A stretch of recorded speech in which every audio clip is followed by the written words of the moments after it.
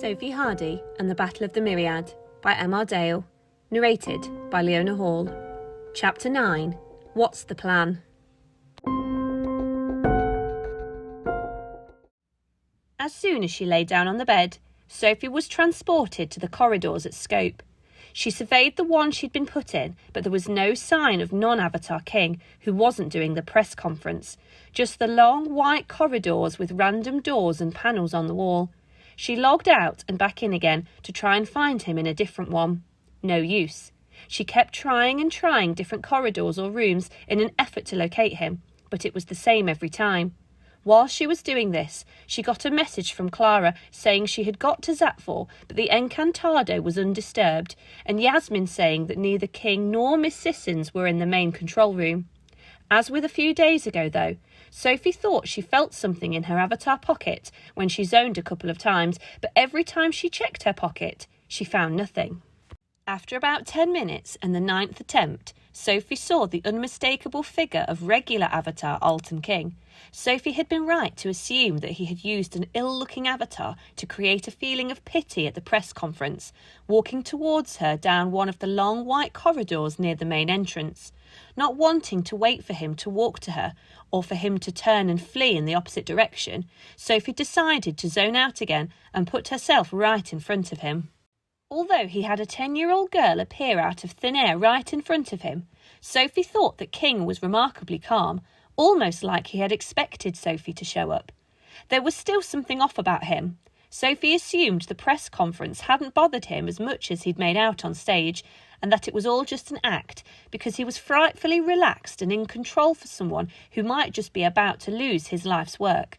King simply looked at Sophie and waited for her to speak. Sophie did her best to appear unfazed and got straight to the point. "We can't let you take him. We need him." King's look changed from calm to confused. "I beg your pardon?" he asked. "You can't take him to save your company. He knows where Clara's parents are," Sophie said back, with a bit more panic in her voice. King smirked, closed his eyes, and shook his head at the realisation of what the young girl was telling him. "Sophie, I don't want that pet that you keep locked away because you think it can help you." Sophie was thrown completely off guard. The three girls had rushed to a conclusion, and apparently it was the wrong one. "But," Sophie stuttered, "I don't want him. There are millions of creatures out there. The public won't be convinced by just one." Sophie knew King was clever. From her own experience, she knew that he often had something hidden up his sleeve, and so she trod as lightly as she could with her questions. "You don't want the Encantado?" she asked, already guessing the answer. King shook his head once again. "No, Sophie. What I want are more agents that can protect both my company and the planet as a whole."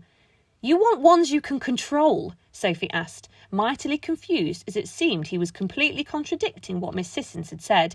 "I want ones that can get the job done. You messed up, and now my company and the world could be about to pay the ultimate price," King said, not at all impressed by what he'd seen from Sophie and the others so far. "Sophie, have you heard from Kingsley?" he asked, seemingly changing the subject on a whim before Sophie could continue with her questions.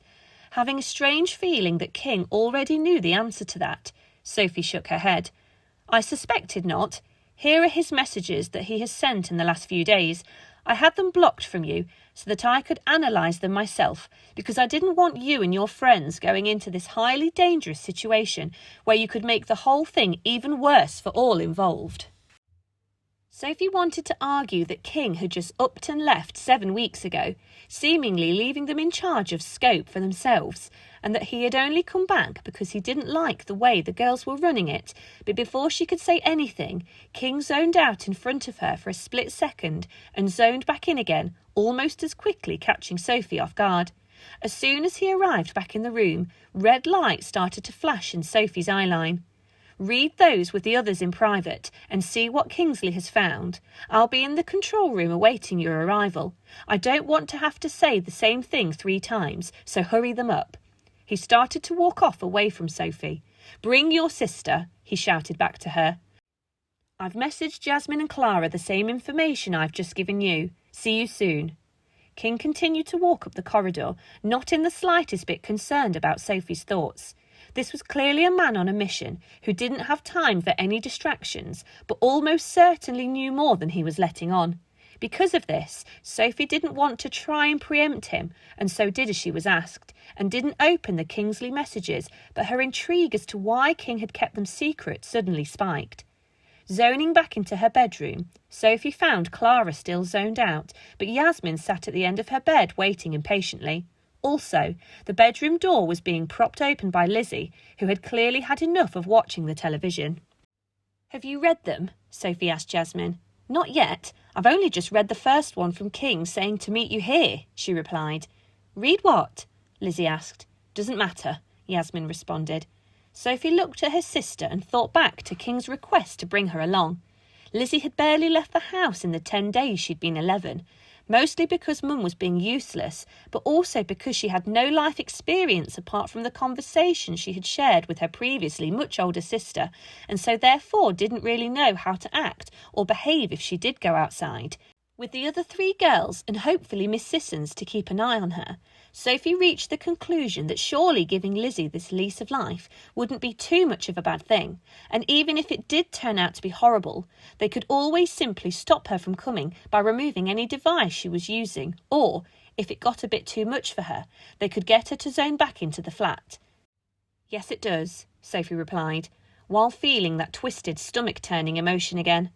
Every time Sophie looked at Lizzie in the last few days, it had brought back flashes of Desmeralda when she had cast her magic all over the world. The look of hatred in the changeling's eyes when Sophie had failed to deliver Kingsley. Sophie knew it was her fault that all those children had aged that day, but by helping Lizzie now, it might make herself feel a lot better and in some minute way go some way to redeeming what she had caused.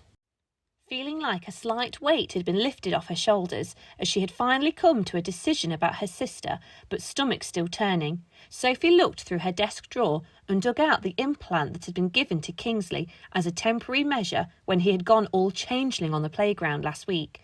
"Lie down on the floor and put this on the side of your head," Sophie said confidently. Lizzie didn't really react at all. "Thank you," she asked, not believing what Sophie was giving her. Sophie simply nodded and explained that it might take a minute or 2 to get her bearings and that she would have to forward all the messages to Lizzie to catch her up. "Just follow what we do," Sophie said with a stern smile. Nothing could have prepared Sophie for Lizzie's response. Lizzie looked at what was in her hand and then at Sophie, who was smiling, waiting for Lizzie to jump for joy. She didn't. Lizzie continued to not make eye contact with any of them and sat herself down on the floor, leaning against the bed. Sophie then looked to Yasmin for clarification that what she was witnessing was actually happening. Yasmin reflected Sophie's baffled look. "Thank you again," Lizzie said as she sat on the floor and put the implant on the side of her head. Sophie shrugged at Yasmin and Yasmin shrugged back. The lack of emotion from Lizzie was baffling to the girls. She should have been jumping for joy, but instead she remained as straight-faced as she always was. Just then, Sophie weirdly, instantly became quite worried about her sister, and the stomach feeling returned, though this time it felt different. It didn't feel like her fault. Lizzie was unlike anyone she had ever met, and in that instant, it struck Sophie just how different Lizzie was. Sophie smiled as her sister zoned out on the floor, her face as unemotional as ever. She couldn't explain why, but in that moment she loved her sister in a way that she hadn't loved any of her other family members. Lizzie was different, but Sophie didn't care. She was her sister, and Sophie wanted to do her best by her. It was the right decision to take her to Scope, and Sophie could now feel it. All this time, reading up on mythicals, Sophie had neglected to read up on how humans could be different, yet wonderful, and she vowed then and there to take care of Lizzie and do whatever it would take to help her navigate through the world, whatever dangers and experiences it may bring.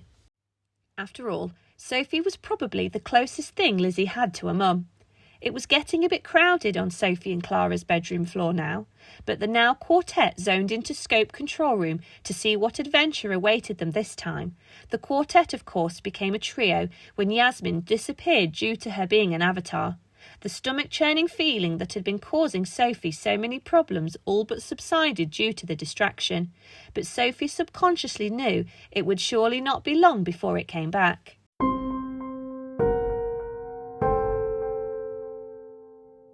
The Sophie Hardy saga was written and produced by M.R. Dale and narrated and produced by Leona Hall. If you enjoyed it and would like to continue to follow the adventures of Sophie and her friends in coming episodes, then please subscribe through one of the many podcast providers out there. The links for each of these can be found on our website. If you require more information, visit our many social media channels, or if you would like to purchase a copy of the book, then be sure to check out our website, www.sophiehardysaga.com. Thank you for listening, and we hope you enjoy.